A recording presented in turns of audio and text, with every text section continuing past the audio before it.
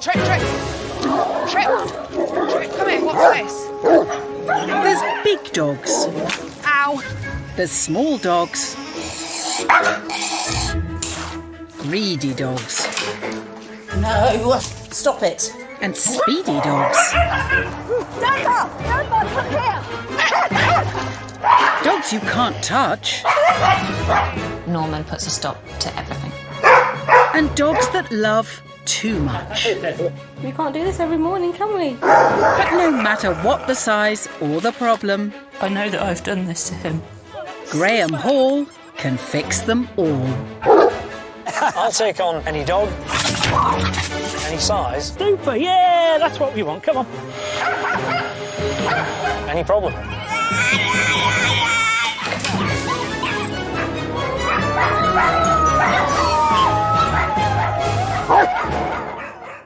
It's the start of a busy working week for master dog trainer Graeme Hall. In his casebook this week, 2 dogs at war, dividing a family. I don't think they want to get rid of their dog, and we don't want to get rid of our dog, so I'm not quite sure how we're going to sort this out. A border collie whose only comfort is his own reflection. If we let him, this would be 24 hours a day. Whose obsessive behaviour is breaking his owners' hearts. I know that I've done this to him. And a possessive little dog that won't let any man Norman's bitten 7 people. anywhere near his woman. I don't want to have to choose between a partner or my dog. Norman! Graham's first stop is a leafy suburb in Surrey, Anyone want a cup of tea? Yes, please. where the Peat family set up homes so 3 generations could live in harmony under one roof. I live in one side of the house with my mum and dad and Bella. And then my sister and her husband and their 2 small children live in the smaller side of the house with Tilly. For a while, life was bliss, until their dogs went to war. They were best of friends, and a year ago they started to fight, and they started to fight really quite badly, and it's just got worse and worse and worse. They will fight at any possible opportunity to, whether it's through a fence, through a grate, whatever they can find to fight each other, they will go mental. And this is what happens if they get either side of a door together. And if they do face off indoors, all hell breaks loose. And not just between the dogs. We spend a lot of time kind of shouting about closing doors. That's what happens when we accidentally do it. This here used to be a connecting door into my sister's living room, but unfortunately we've had to totally block it up. Idyllic family days out are also a thing of the past. Right. We're going to go up to the house. Tilly, leave. It's not possible to be able to walk the dogs together. It's just not a fun experience. No. It's something you just And don't it's upsetting do. for everybody involved and stressful for the dogs. And if they get together, there is always blood.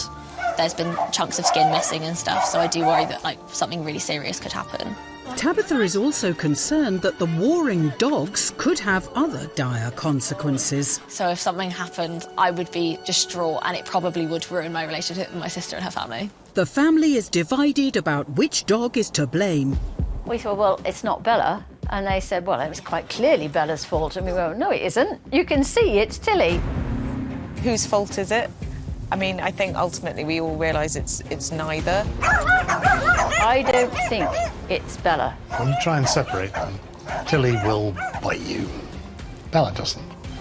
With the dogs having to be constantly pulled apart, son-in-law Andy is terrified the children could be caught in the crossfire. Don't put your hand near her mouth. That's enough. The biggest fear is that they hurt the kids somehow, for me. I'm a bit worried that it goes to the extent and one of them actually does die. You know, one option is to rehome Tilly, but that obviously sent us all into distress, and I imagine if you were asked to rehome Bella... There's no way. I mean, Bella is part of the family. It's easier for us to actually move out, to be honest, and that sounds drastic, but that has been discussed seriously. If Jess and Andy had to move out because we couldn't actually resolve this problem, that would break my heart. But I don't think they want to get rid of their dog, and we don't want to get rid of our dog. So I'm not quite sure how we're going to sort this out. Tilly, come. So the pressure's on Graeme to get these bitter enemies to call a truce. I need to find out what's caused these two dogs to start fighting. And Dachshunds are famously stubborn, which kind of means they're not the easiest to train, if I'm honest.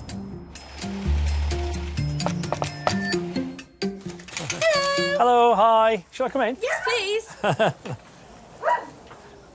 So tell me about the problem you've got then.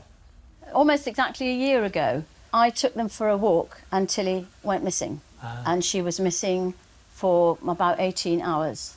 Eventually she was found trapped in some fencing on a construction site. Right. The minute we put her back in the car with Bella, that was the first fight. How bad is it if they get to each other? It's really bad. Yeah, they bite each other quite hard. Sometimes we get bitten trying to separate them. Right. Yeah, and one day one of the dogs might kill one another. Yeah. Yeah, yeah. Who starts it, do we know? Tilly. They're both fine with other dogs. It's just each other, is it? Yeah. Right. Can we get Tilly, do you think? I mean, let's bring her on lead, because I don't want to cause a fight, Mm-hmm. but I just need to see the problem. Absolutely. Too close, too close.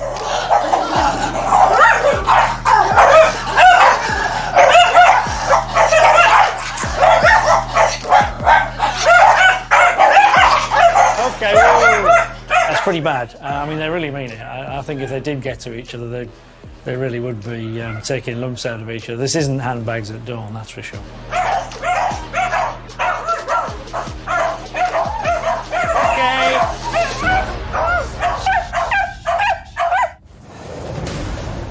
Right. Having seen how extreme the problem is inside, Graeme's hoping outside things will cool down.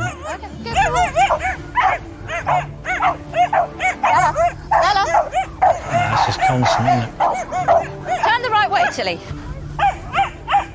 If you listen now, you can only hear the one dog, which is Tilly, because Bella's begun to give up. Tilly, on the other hand, being a Dachshund, she ain't going to give up anytime soon. I'm going to pick her up now, I think. All right. Shh. She's going to strangle herself. Something changed about a year ago when Tilly went missing overnight, and we'll never know what happened to her.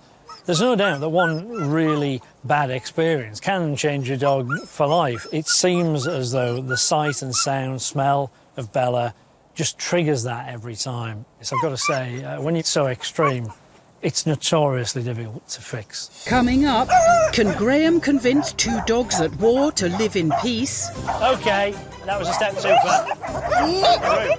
And he meets a border collie whose only comfort is in his own reflection. His personality is completely different. We've sort of lost the dog, haven't we? If it's stressing me this bad, how the hell does he feel?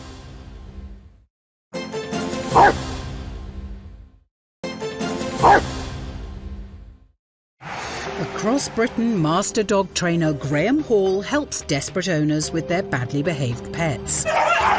Today he's in Surrey dealing with a pair of warring dogs whose constant sparring is driving a wedge between two sides of the Pete family, and their dreams of living together in multi-generational harmony have turned into a nightmare.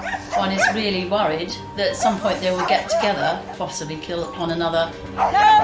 But before Tilly's traumatic disappearance a year ago, the pair used to be pals, and Graeme believes that relationship can still be rescued.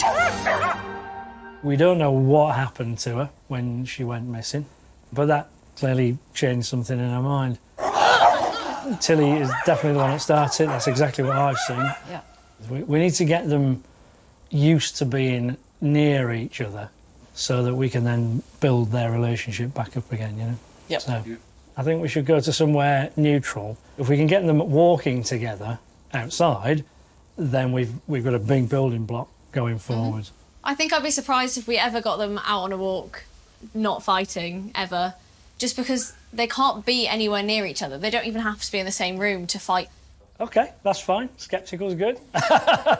Prove me wrong, please. Well, I like a challenge. If I can get these two dogs walking outside calmly, there's a good chance we can translate that into good behaviour inside the house. Me and you, we're going to go together with Tilly, and we're going to go that way. The aim here is to get the two dogs walking within sight of each other and not reacting. So they're about to come into sighting. As Bella is triggering Tilly's anxiety, leading to her lashing out, Graham's introducing a doggy form of immersion therapy. So there's Bella, in the distance. Now, she's seen her, without a doubt, because you could see her then go like this, right? By gradually reducing the distance between the two dogs, Graham's hoping that Tilly's anxiety levels can be controlled. In a minute, if she keeps pushing forward, no, she's going to get one of them. And if she does get riled up, stepping in front will snap her out of it and calm her down. Good girl. This is the closest we've been. Yes. Now, Bella stopped to look back there. Yeah.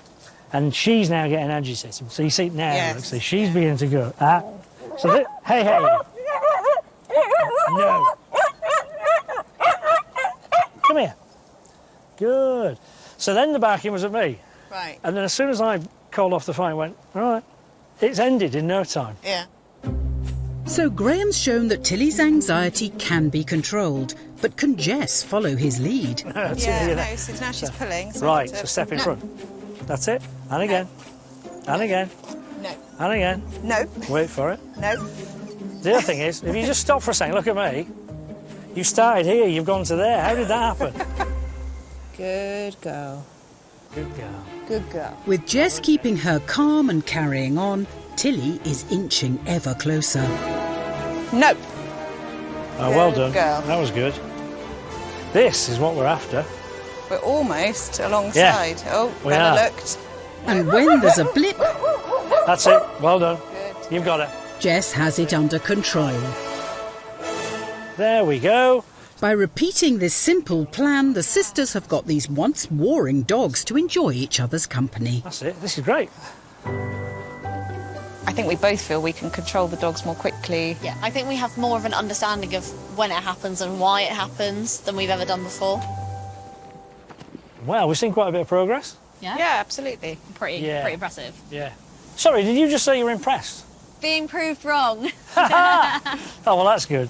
What do you think they're going to be like in the garden? Yeah, my scepticism's back a little bit. OK. It's an odd area because it's kind of both of their territories. Let's see. OK, Okay. we'll get the dogs. Graham may have got these once bitter enemies off the warpath and on the road to friendship, but now he wants to move things onto home turf. Oh, look how close they are. Come on. Well done. Yeah, well done. I think that's right. Well done. Woo. Well done indeed. Good. That's amazing. Absolutely amazing. Everything is going perfectly to plan. Do you want to go and sit over there next? Jess, if you carry on walking round just the one time, let's see what happens. Sit. No. No. But when the dogs come face to face... No. No. No. No. There's nothing Jess or Tabitha can do to calm them. No. No. No. Oh. OK, we're clearly not going to fix this today. That was a step too far. Let's put the dogs away, and then we'll come back and we'll have a chat. In a heartbeat, Graham's right back at square one. Well, it was all going swimmingly well. How do you two feel now? Stressed. Defeated a Very bit. Stressed. I was hoping that they'd be able to sit down. Shall I let you into a secret? What? I was kind of hoping that myself as well. It'd be nice to say my work here is done. Clearly it's not. Calling it a day, Graham wants the Pete family to continue working on bringing the dogs together outside while he works out what to do next. I'm determined to get this family united together under this one roof and not divided as they are at the minute by these two fighting dogs. There's no doubt it's going to take more time than I thought. 130 miles up the road, there's another family in need of help. Well, this morning I'm in Coventry and I'm here to see a border collie called Thor, and he's got a really strange compulsion. Whilst he might be named after the god of thunder, Thor is a lot more like Narcissus, obsessed with his own reflection. Oh, there you are. What are you doing? Hey, come here. Thor, come here. Come here a minute. Look at me. Look at me. If we let him, this would be 24 hours a day, every day. I'm just going to turn this around because I can't bear with him just standing and staring at himself. Thor will stare at himself in anything reflective, picture frames, the oven, the television's back patio door, anything he can see a reflection in, he will. 3-year-old Thor's behaviour started a year ago, and no matter what Kirsty and Rory do, Thor, they can't break the spell. He's just not interested. we've sort of lost the dog, haven't we? Yeah, his personality is completely different to before Loki arrived. Thor was a happy and well-adjusted dog, but Kirsty and Rory thought he'd like company, so brought in Loki. Since then, he's shunned the family, and they think that his inner turmoil at being ousted by Loki is causing this silent protest. Bringing Loki in is obviously what's made Thor go like this. Thor! Come here, up. Yeah. Oh. That was, what, less than 5 seconds, Yeah, and he's gone again. No. It's really tough seeing him so stressed. You don't want to see any animal going through that. Thor, that's enough. Come on, buddy. When he's at his worst, it breaks my heart. The physical upset that you can see the dog going through is then just mirrored by Kirsty. And if it's stressing us and stressing me this bad, how the hell does he feel? And the couple are going to extreme lengths as they desperately try to get Thor to re-engage with them. Need to turn those frames around as well. Yeah, I'll have to... The only way he's going to stop. You'll have to drop that down because he'll be able to see it at the bottom otherwise. Literally the only way we get any peace in this house is just by covering everything over. Yeah. And then he goes straight to the kitchen unit. Like, you cover everything up in here, and now he's gone out there. Well, we just have to shut the back door and shut the curtains as well, then. We've literally plunged ourselves into darkness. It's the only way we can deal with it, though. I really don't know what to do. I don't know how much longer we can carry on. Neither of the dogs are going anywhere. They're both staying, they both stay for good. I want nothing more to be able to have a cuddle and can't because this is his life. I don't think any dog should feel like that. It's particularly heartbreaking because I know that I've done this to him. Come here, Thor.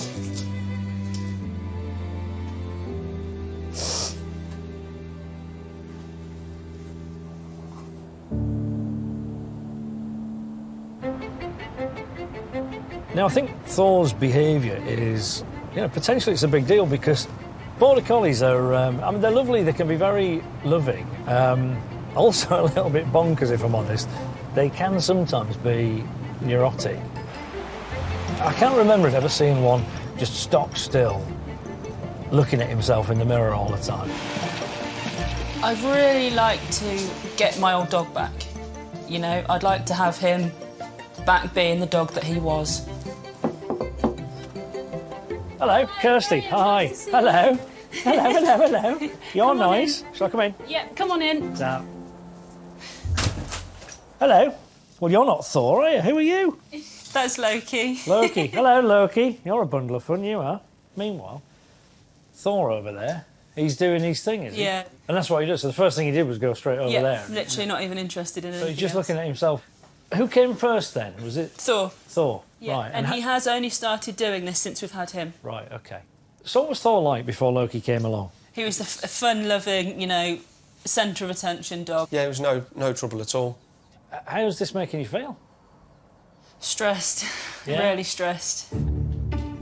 I can see that Kirsty's really quite upset by this because, she said she feels guilty. She's kind of messed up Thor's life by getting Loki, but I feel sorry for her. Well, I can't fix the problem until I understand what's going on in Thor's head.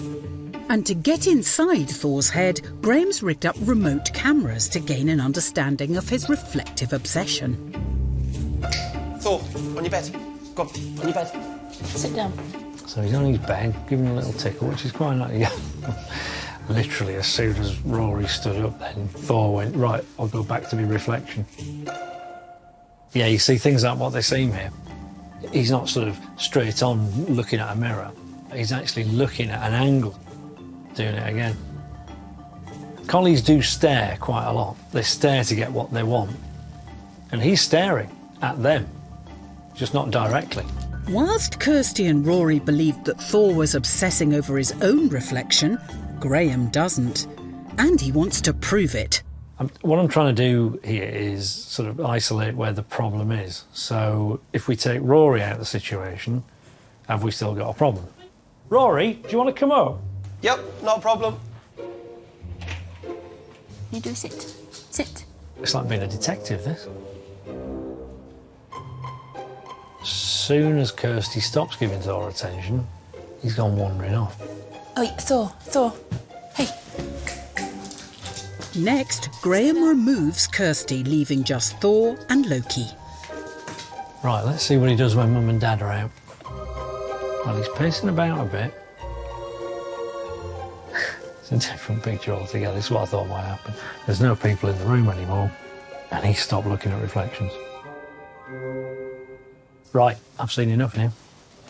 Coming up, Graeme attempts to crack Thor's mirror obsession. Give me a minute, look at me. And meets a woman looking for love. Hello. Oh, he's not, is he? Whose dog is scaring off any suitor. I don't want to have to choose between a partner or my dog.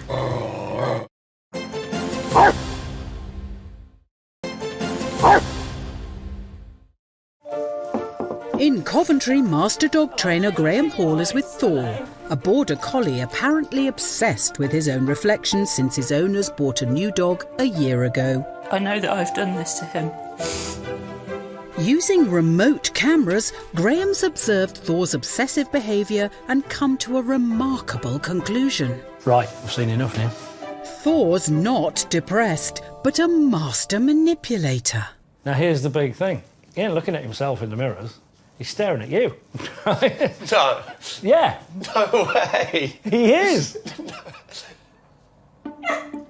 As soon as you're both out of the equation, like that, he stopped looking at the reflection. Wow. Wow. It's all about attention seeking. What he's done is he's discovered a new way of getting the attention that drained away when Loki turned up. So he's really clever.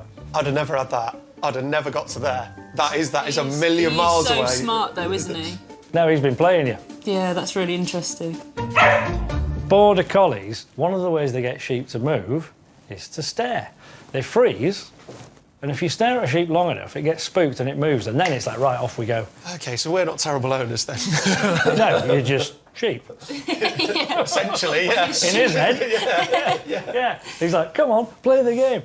Wow. That's amazing, that is, isn't it? I'd never thought of it that way. I don't think I've ever had a reaction like that. Rory was literally, no, really? So yeah, good old Thor. He's been playing him for a year. That makes me feel so relieved because this whole time I've been blaming myself for getting another dog, bringing another dog into the house, and we've been fretting that he's stressed about this, that, or the other. He's just trying to get our attention, basically. Graeme's solution to unpicking this deep-rooted behaviour is shockingly simple. You know, before when we were having a chat and you said, we've tried everything, the one thing you've not tried is do nothing. No. Graeme believes that by actively ignoring Thor's behaviour, he'll soon get the message that he won't get attention from it and get bored of his own face. So as long as he's looking in the reflection like that, don't even look at him. Yeah. And when he looks at them instead... But if he does this... praise. Good boy. Yeah. Good boy. Good boy. Now, he's gone back to the reflection. Doing nothing may sound easy, but Kirsty and Rory's behaviour is just as ingrained as Thor's. Can they resist the temptation? So hard not to look at him. Good boy. Good boy. Good lad. After just a few minutes, there's signs Graeme's technique is working. Hey, come here. Yeah. Now he's thinking. Yeah, he's got a choice to make now. Let's see what he does. Good boy. Now he made the wrong choice, but that's OK. You could see the thinking there, couldn't you? But Thor's not about to give up his game of stare so easily. I've noticed he's coming further away from it when he's doing it as well. To try and get more attention, isn't it? It's like negotiating. And it's obvious he doesn't like being ignored. What's he going to do now? He's barking, right? OK, well, that ain't going to work either. Ignore him. That's it. He's getting desperate. Yeah. Yeah, see? He doesn't know what to do now. That literally was, look, I'm barking, you have to do something. The problem is at this stage, if he'd been doing it for this long, we'd be shouting at each other. Good boy. Come here. Come on, then. Yeah. Look at that. Good boy. lads. How much quicker is it now, though, eh? Yeah, it's like seconds rather than what feels like hours. Look at that. Good boy. He literally walked up to the cabinet, took one look and went, what am I doing? Good boy. Well done. Suddenly, there's a breakthrough.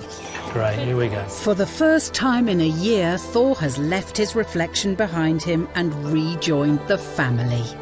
This is just completely unheard of. Yeah. Once so obsessed with reflections, Thor would barely acknowledge anyone, but with Graeme's help, he's rejoined his family. It really is amazing. I never thought I'd get him back in such a short space of time. Rory, you look emotional. I didn't think we'd get this far today. Yeah. No regrets about getting Loki now? No, none whatsoever. For me, it was really stressful with Thor the way he was, but thank you for sending us down the correct path. Yeah. You're welcome. We're super grateful. Thank you. Good boy. You know, this was really one of a kind. It can be quite an emotional job doing this, and there was a couple of moments there at the end, watching them all on the settee, where you're like, oh, this is really lovely.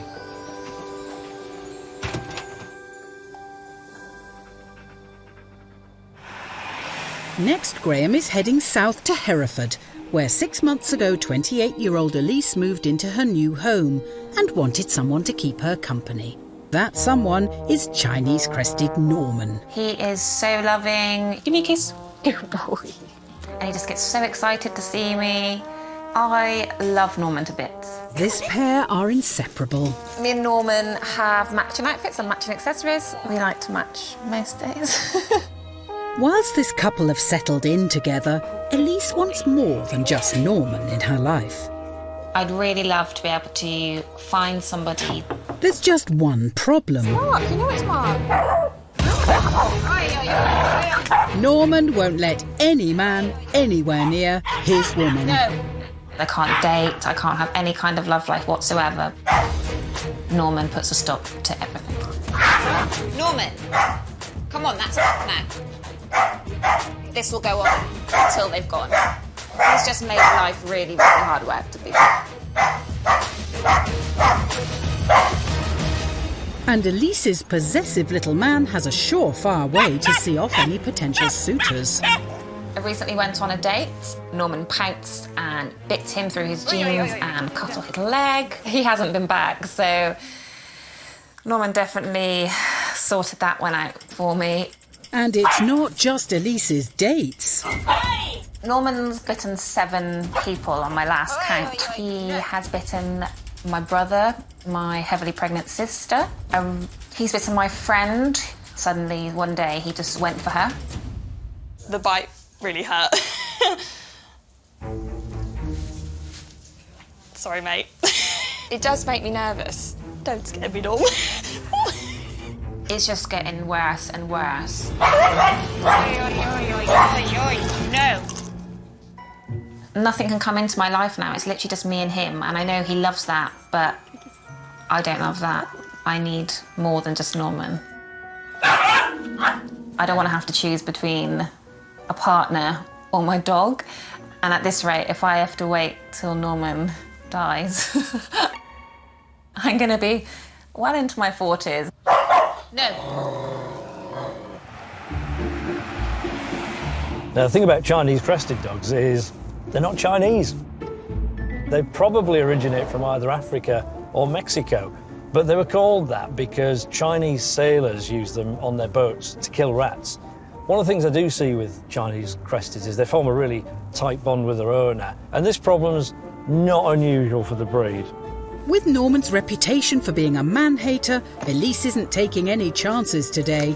The muzzle's on for Graeme.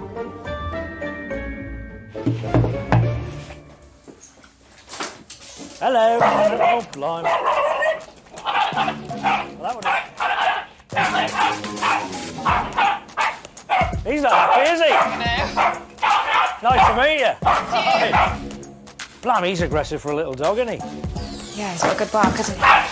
And again, he might be small, but boy, I mean, I counted 6 times there. He would have bitten me, you know, through my jeans if it wasn't for that muzzle. Normally I'm saying, tell me about the problem, but I don't think you need to tell me very much at all, really. I can see it. He's like, this bloke will go soon if I keep barking, because that's what he's out. He never stops. Yeah, right.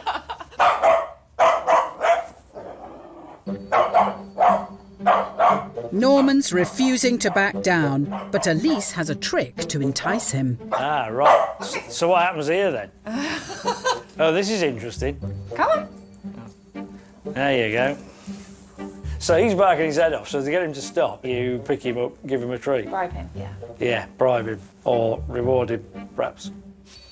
I mean, the interesting thing is, you see him now like that, could look like a little baby in your arms. He's a sweet thing, isn't he? Mm. So what's he like when people aren't around? He is attached to me the whole time. He is so needy. Yeah, needy's a word that I sort of associate with Chinese cresses. Oh, really? They like to make that bond with you. Is that where he sleeps at night? So, yes, he sleeps on the crate most of the time. If I feel like he's had a little bit of a bad day, I do let him come upstairs. OK. But before Norman is allowed in bed, Elise insists he dresses for the occasion. So these are actual baby grouse. Got to see this. You see, most dogs will be going bananas now. He doesn't mind having his clothes on. Yeah, you've trained him to do that. I'll grant you that. That's the most important thing. Now, I have been known to say that people baby their dogs a bit. But this lady's putting baby grows on a dog. Graeme suspects that treating Norman just like a baby might be adding fuel to the fire. He's the sort of dog that's going to be very attached to her anyway. The breeder like that, but she's really supercharged that. Now, time for some home truths. I mean, to all intents and purposes, he's your jealous boyfriend. It's not what I need. No, you've created the problem because he's so bonded to you, so close to you, that when you put him down, he's starting to feel unsure of himself, and his answer to that is to attack and get rid of everybody. So you're not allowed anybody in the house because he said so. But here's the thing, you've created that, Ellis. I knew you were going to say that. He needs to understand that what he's doing isn't acceptable. Norman needs to know that Elise is not his property and that she decides who should come near her, not the other way round. We're going to teach Norman to watch Ellis on command. She's going to say, watch. He's going to look at her, and then he's going to get rewarded for that. Couldn't be simpler. By getting Norman to watch Elise, he'll learn that she's the boss and to look to her on how to behave. And Graeme believes Norm's devotion to her is key. What I noticed before is there's this real connection between you. So let's use that in the training. You were using a treat before to try to get him to stop barking. You're rewarding the wrong behaviour. Oh. And this is the first thing Graeme needs to reprogram. But will he be able to gain Norm's trust? Good boy. No. But at the first sign of friendly behaviour... What's this thing? Good. He gets rewarded. Good boy. If he looks at me, he gets a little treat. He's beginning to trust me. Well, this is progress. Now what we've got to do is link the taking the treats to the behaviour I want. This time Graeme wants Norman's attention, but will he listen? Watch. Good. There you go. Clever boy. Now, watch. Good boy. With the help of tasty treats, the watch command is sinking in. Watch. Good boy. Watch. Good boy. I can see in his eyes he's gone, hang on a minute, I see how this game works. After just a little bit of training, watch. Norm is giving Graeme his undivided attention. Good. Has he ever taken a treat from a stranger before? Never. Never. It has never happened. Norman, watch. Good boy. Can now. The question is, can Elise copy Graeme's success? Watch. Don't say watch unless he's looking at you. Watch. See his ears twitch then. Oh, good boy. Perfect. You're a clever boy. But now for the real test. This morning, Norm would have seen off any man that came to the house. So, can Elise get a gentleman caller through the front door without Norm attacking him? Come on. Ow! No. It's not a great start, but with Graham's guidance... That's it, get round him and make him move, that's it. Come on then. That's it. Norman, watch. Watch. Oh, well done, Ellis. Norman backs down. Good boy. Come on then. Well, he's listening to you, look now. Look at the difference. Oh, good boy. After 6 months of Norm calling the shots, Elise is deciding who comes through the front door, and he's allowing a man to relax in her company. So what normally happens then, mate? Well, normally he would go and straight away go to bite me and then be barking. I mean, even yesterday he actually bit me on the back of my leg.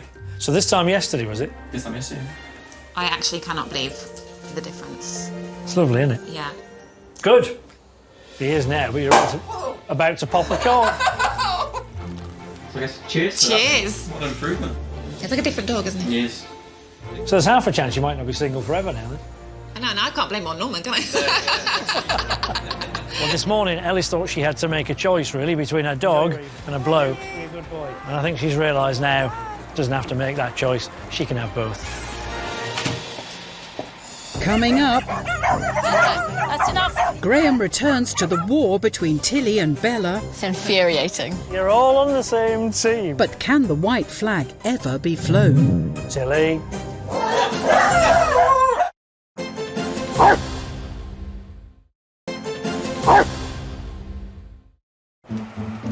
It's the end of Graham's working week, and he's returning to Surrey for his toughest job yet.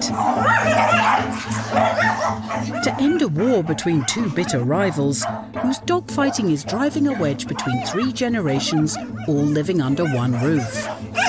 It's easier for us to actually move out, to be honest. That would be a dreadful solution. Last time, Graham managed to get Bella and Tilly walking together without a brawl.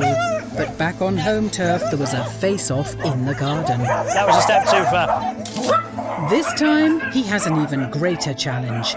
Convincing these arch-enemies that they can enjoy each other's company in the family home, where the problem is at its worst.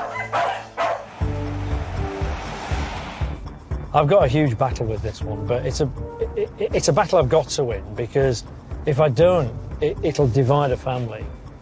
I just hope that they've been practising what I taught them last time, because, well, frankly, if Bella and Tilly aren't getting on outside, chance have I got inside them. Graham's arrived just in time for the morning walk, so he can see if the family have been practising what he preached. And we're going for a walk. Worryingly, things descend to chaos as the two sisters battle to control their dogs. You weren't doing anything. I tripped over and nearly tread in the dog poo. It's not dog poo, it's badger poo. Right, just walk side by side. To be honest, this is just as bad as it was when I left, really. That's enough. Do you want to take over Tilly for a minute, just see if that makes any difference? OK, well, let's change sides then. But with the grandparents calmly stepping in, they swing things around. It's like, no nonsense. No, you don't need that. We don't need to eat. We in the garden. Nope. No. Absolutely not. Good girl. Good girl. And now, finally, they're starting to walk nicely. So, what do you reckon? It's infuriating. It started off really quite badly, but we got there. You did, that's the point. Yeah. Jess started with the lead, and then Mike and I were trying to take over. That's what happened. It's incredibly patronising and annoying. Yeah, quite frankly. but you did fall over, and that's why I tried helping Jess, so just, yeah. Right, ding ding, round 2. But the point was, you were right, you got there in the end. Of course, I'm here to train the dogs, but I'm also here to bring this family back together. But if they can't be calm outside with the dogs, how am I going to fix the problem inside? Now, the last time I brought Bella and Tilly face to face, I realised that Tilly's not always the instigator, because if one of them kicks off, they both kick. So I've got to find a way of keeping them both calm at the same time in the same place. Now, I've got a plan, but I need to test the theory first. Well, I think first things first, I think you girls should have a go, really. Because, well, the old folk took over, didn't they, really? And you didn't get to show me what you can do. Graham wants the sisters to slowly approach each other to work out the exact trigger points for each dog. Right, so far so good. Bit nearer. There you go. Right. Good girl. OK. Don't rev her up. Hey, hey. No. That's it. Well done, Jess. No. Bella. No. What I find interesting here is that Tilly's actually calming down quicker, so Bella's carrying on. I think the trick might be to bring Bella in towards Tilly, so Tilly's already in a calm place, and then we can focus on just getting Bella not to kick off as we bring the two together. That's better. Jess, do you want to grab a seat first? Just on the edge there, sit. With Jess on the sofa keeping Tilly calm, Tabitha can slowly approach. Right, take another sort of half step forward. That's it. We're getting there. If you just sit on the edge there you go. And if either dog kicks off... Tilly. They're immediately removed. When everyone's chilled out again, they repeat. All right, do you want to move in a bit more? That's it. Good girl, Bella. That's it. Watch her. Do you want to take a pew on the arm of the settee?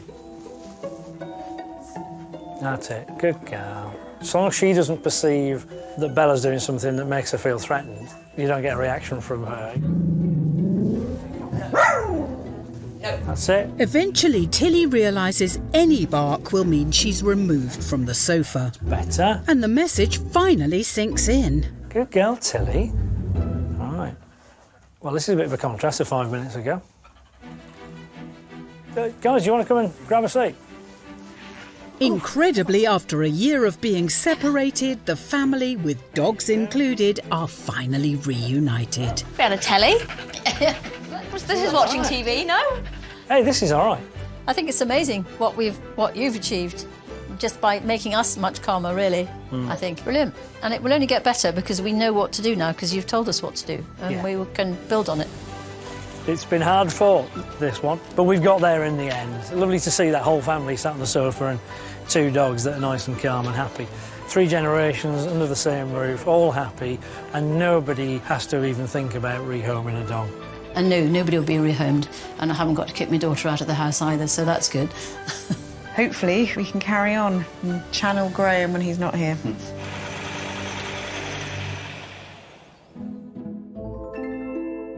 In Hereford, Norman's behaviour has improved so much that Elise has started dating again, and he hasn't bit any of them. In Surrey, Bella and Tilly's friendship is blooming, and the Peat family say they can finally enjoy spending time together once more. In Coventry, Thor's obsessive staring at reflections has had a complete turnaround. It's a massive, massive improvement. Everything's uncovered, and he's just sat here quietly with us. So we're really, really pleased. Just want to say thank you for everything. If you think your badly behaved dog could do with Graeme's help, then why not get in touch? Details can be found at www.channel5.com/get involved.